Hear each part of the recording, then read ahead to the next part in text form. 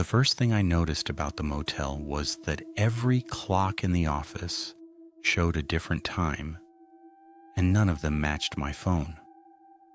One behind the counter said 1:14.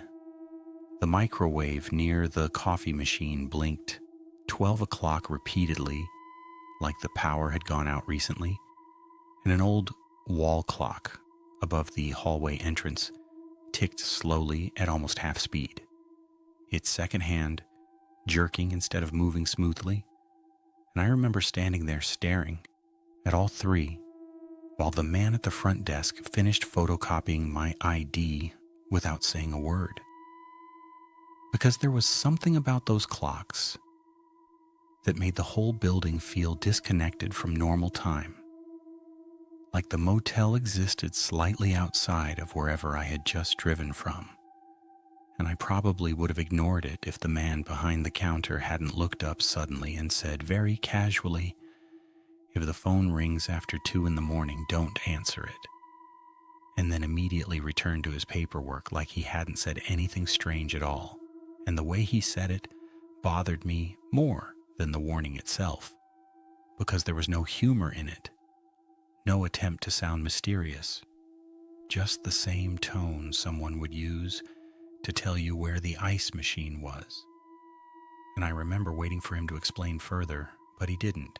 He just slid the room key toward me across the counter and looked past me toward the dark parking lot outside like he had already forgotten I was standing there.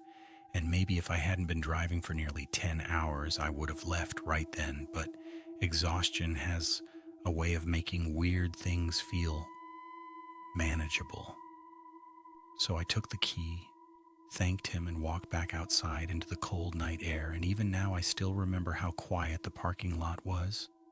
Not silent exactly, but absent somehow, like sound itself didn't travel correctly there.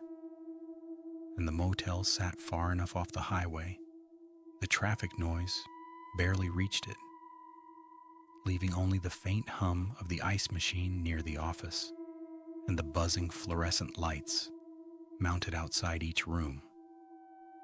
And as I walked toward room 12, I noticed something else that felt slightly wrong, which was that none of the curtains were fully closed.